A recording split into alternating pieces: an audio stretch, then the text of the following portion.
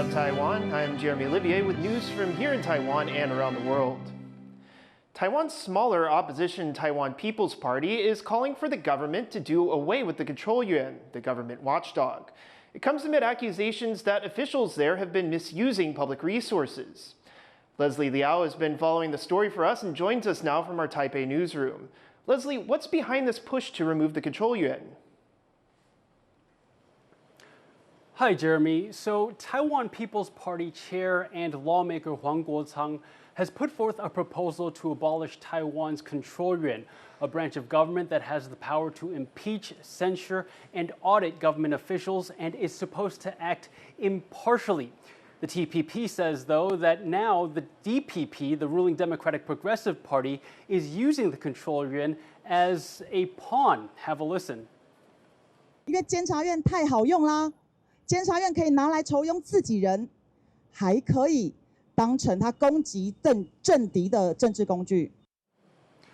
So this proposal has already passed its first hurdle. At least a quarter of Taiwan's 113 legislators have co-signed the bill with the help of the main opposition Kuomintang, meaning that Huang's proposal can now move on to the next stage.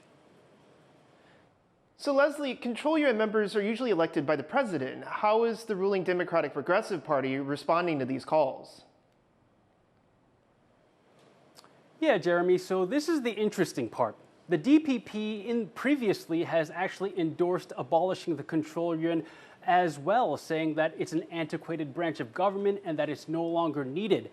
But now the party is questioning the intention and timing behind this current push to abolish the control yuan.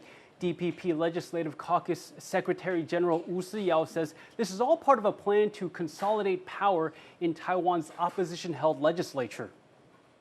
我的注解是，这是一个政治报复式的修宪，这是一个急就章式的修宪，这更是一个国会扩权式的修宪。 Now, earlier I spoke to Courtney Donovan-Smith, who's a political analyst down in central Taiwan, to learn more about the control yuan and this campaign to get rid of it. Here's part of our conversation.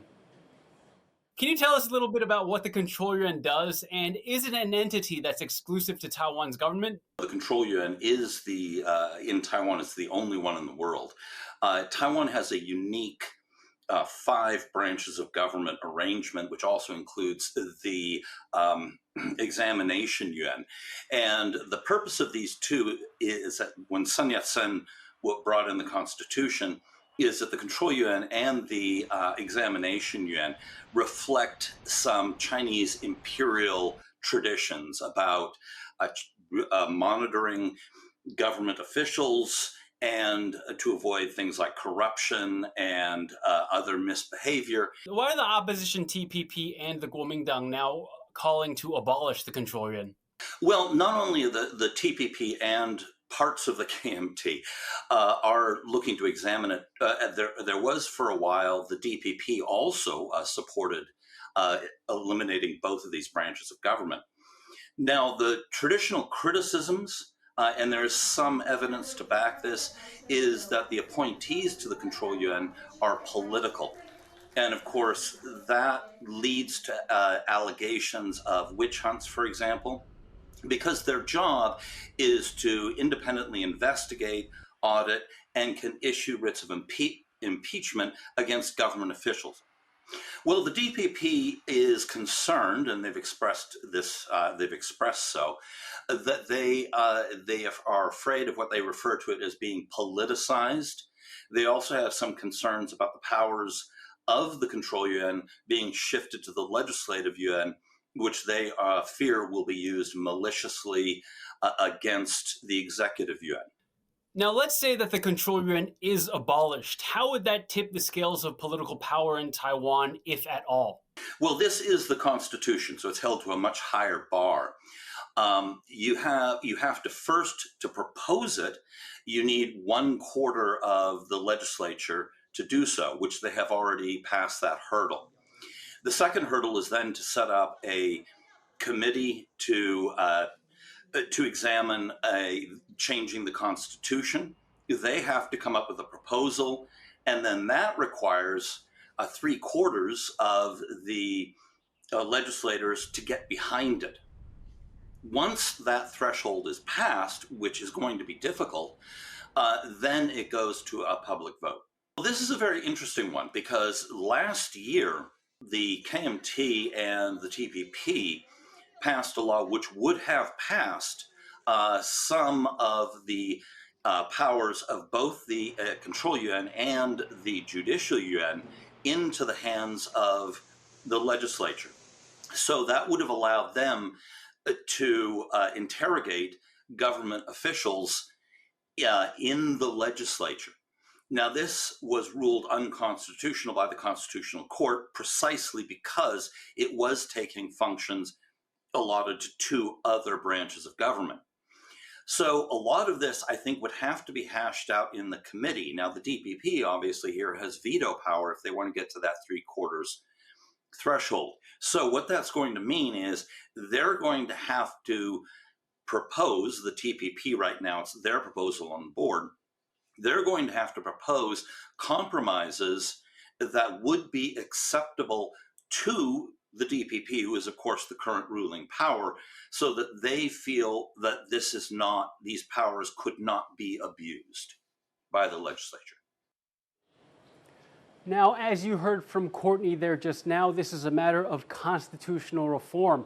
And because this is a matter of constitutional reform, the bar for its passage is going to be quite high. To give you an idea of how high that bar is, well, if and when this proposal comes to a vote, 3/4 of Taiwan's 113 lawmakers need to be there for the vote. That's at least 85 lawmakers.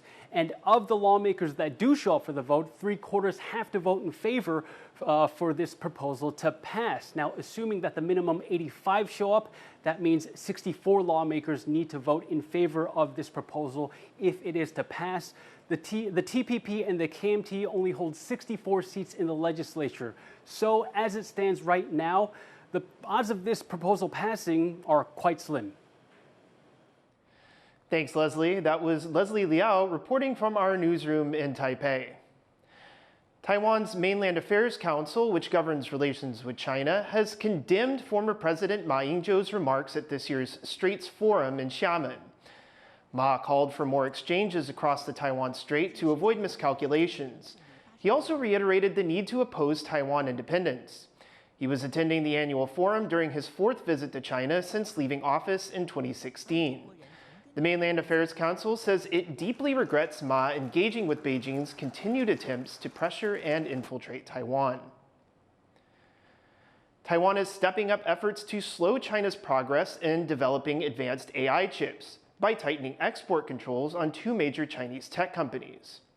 Taiwan's Trade Administration has added Huawei and Semiconductor Manufacturing International Corp., or SMIC, to its updated list of restricted high-tech entities.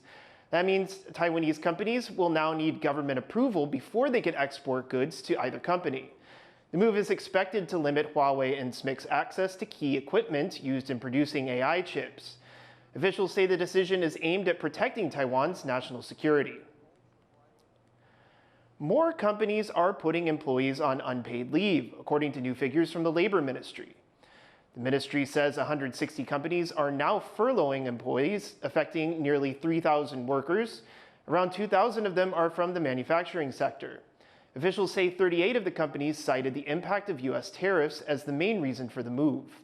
The ministry says it's keeping a close eye on the situation and has asked local governments to stay alert. Taiwan's Coast Guard has found the body of a high school student who drowned off Taiwan's southern coast over the weekend. The teen, surnamed Huang, was swimming with 6 other students at the Fangliao fishing port in Pingdong County on Sunday when they were swept away by the current. The rest of the group was rescued after being spotted by 2 soldiers. Authorities were able to locate Huang's body on Monday morning after hours of searching. In the Middle East, Israel and Iran continue to trade strikes with a rising death toll and few signs of a de-escalation. John Van Trieste has this report. Flames pour from the site of another Israeli strike in Iran's capital, Tehran. While in Israeli cities like Tel Aviv, sirens warn of a barrage of incoming Iranian missiles. It's been several days since an Israeli strike on Iran set off a series of intense back-and-forth attacks. Israeli Prime Minister Benjamin Netanyahu says his country had no choice.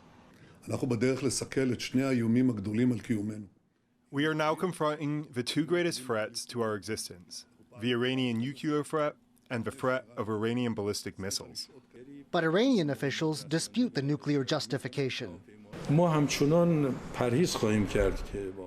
We will still refrain from pursuing developing a nuclear bomb. We have to see how things unfold in the future, but for now we have no intention of going toward a nuclear bomb. As the days add up, so does the death toll. Iran says over 224 people have died so far, while at least 14 have died in Israel. Many of the survivors are injured. There's anger on both sides, like this anti-Israel protest in Iran, but there's sadness and confusion too. On the streets of Tehran, there's a sense of resilience, but also grim reflection. I'm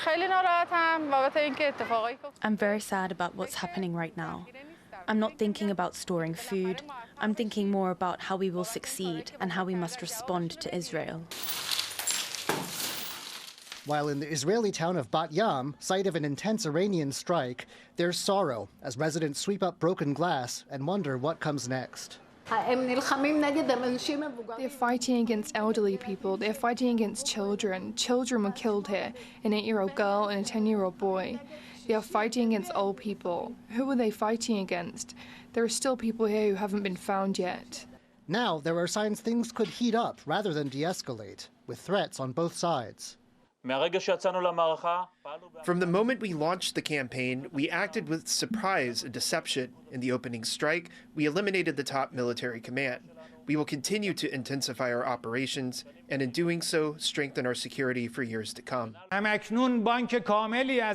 We currently possess a complete database of all your sensitive and critical locations and vital points. Therefore, we emphasize, do not allow the criminal regime to use you as human shields. Refrain from residing or moving near the mentioned locations, and know that staying in underground shelters will not provide you with security.